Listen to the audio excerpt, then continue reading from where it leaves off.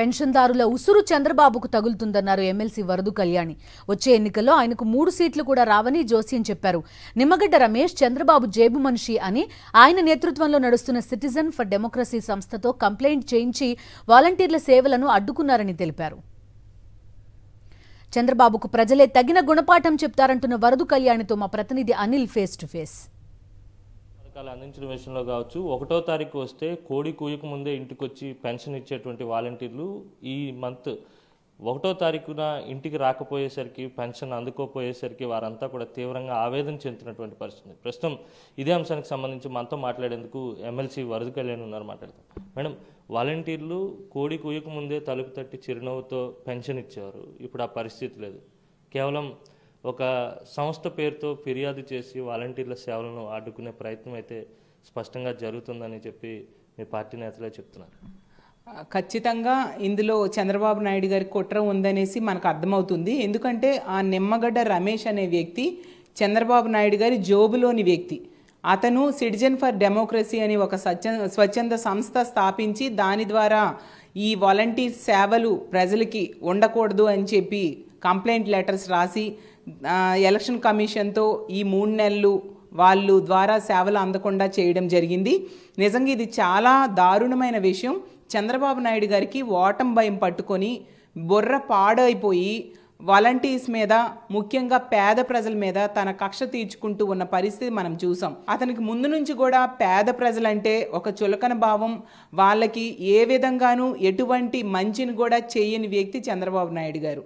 మనం తీసుకుంటే ఈ నిమ్మగడ్డ రమేష్ అనే వ్యక్తి చంద్రబాబు నాయుడు గారితోని, అతని కుటుంబ సభ్యులతోని ఎంతో సత్సంబంధాలు ఉన్న వ్యక్తి అని ఈ రాష్ట్ర ప్రజలందరికీ కూడా తెలుసు.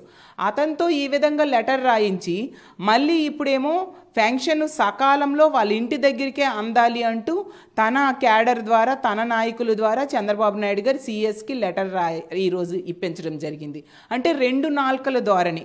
అంటే ప్రజల్ని ఏ విధంగా వీళ్ళు మభ్య పెడదామని చూస్తూ ఉన్నారో అర్థం కాని పరిస్థితి. అసలు పేద ప్రజల మీద ఎంత దుర్మార్గమైన చర్యలు తీసుకోవడం ఎంతవరకు న్యాయమని నేను ప్రశ్నిస్తూ ఉన్నాను. ఖచ్చితంగా పేద ప్రజలు, ముఖ్యంగా పెన్షనర్ తాలూకా ఉసురు చంద్రబాబు నాయుడు గారికి తగిలి తీరుతుందని నేను తెలియజేస్తూ ఉన్నాను. అంతేకాకుండా ఇలాంటి పనులు చేయడం వలన అతనికి ఈసారి 23 కాదు 3 సీట్లు కూడా రావు. ఖచ్చితంగా చంద్రబాబు నాయుడు గారు ఈ 60 లక్షల మంది పెన్షనర్స్ కాళ్ళ మీద పడి క్షమాపణ చెప్తే కానీ వాళ్ళ తాలూకా ఉసురు నుంచి ఇతను బయటపడ్డు అని తెలియజేస్తూ ఉన్నాను. అలాగే ఎలక్షన్ కమిషన్ కూడా తన నిర్ణయాన్ని వెనక్కి తీసుకుని ప్రజల తాలూకా సౌకర్యం గురించి, ఒకవేళ వాళ్ళు ఈ పెన్షన్ అనేది వాలంటీర్స్ ఇవ్వకపోవడం వలన ప్రజలు ఇబ్బందులు పడతారు అనే విషయాన్ని గమనించి తన నిర్ణయాన్ని వెనక్కి తీసుకోవాలని కోరుకుంటూ ఉన్నాను. అలాగే తీసుకుంటే వాలంటీర్ వ్యవస్థ అనేది నిజంగా ఒక మన రాష్ట్రంకే కాదు దేశానికే ఆదర్శంగా ఈరోజు నిలిచింది. కేరళ లాంటి రాష్ట్రాలు, బ్రిటన్ లాంటి దేశాలు కూడా ఇలాంటి వ్యవస్థని చూసి మెచ్చుకొని తమ రాష్ట్రాల్లో, తమ దేశంలో దాన్ని అమలు చేస్తూ ఉన్నాయంటే ఎంత గొప్ప వ్యవస్థని జగనన్న ప్రవేశపెట్టారో మనం అర్థం చేసుకోవచ్చు. అలాగే ముందు నుంచి కూడా ఈ వాలంటీర్ వ్యవస్థ అంటే చంద్రబాబు నాయుడు గారికి గిట్టదు. దీని గురించి ఏవో ఒక కామెంట్స్ చేస్తూ మొదట్లో మూటలు మోసేవారు వాలంటీర్స్, అలాగే తలుపులు కొడతారు మగవాళ్ళు లేని సమయంలో అంటూ చాలా చులకన భావంతో మాట్లాడిన సందర్భాలు మనం చూసాము. అసలు వాలంటీర్లు 76% మహిళలు ఉన్నారు, వాళ్ళు తలుపులు కొడతారా? అసలు వాలంటీర్స్ అంటే ఎవరు? తమ చుట్టుపక్కల ఇళ్లలో ఉన్న పిల్లలు, తమ స్నేహితుల పిల్లలు అవ్వచ్చు, పేద ప్రజల తాలూకా బంధువుల పిల్లలు అవ్వచ్చు, పక్కింటి వాళ్ళు అవ్వచ్చు, వెనకింటి వాళ్ళు అవ్వచ్చు, అలాంటి తన కుటుంబంతో కలిసిమెలిసి ఉన్న పిల్లల గురించి ఇలాంటి మాటలు వ్యాఖ్యలు చేస్తూ వాళ్ళ మీద ముందు నుంచి కూడా కక్ష పెంచుకుని ఉన్న వ్యక్తి చంద్రబాబు నాయుడు గారు. ఈరోజు వాళ్ళ సేవలు ప్రజలకు అందకుండా తన కక్షని ప్రజల మీద కూడా చూపిస్తూ ఉన్న వ్యక్తి.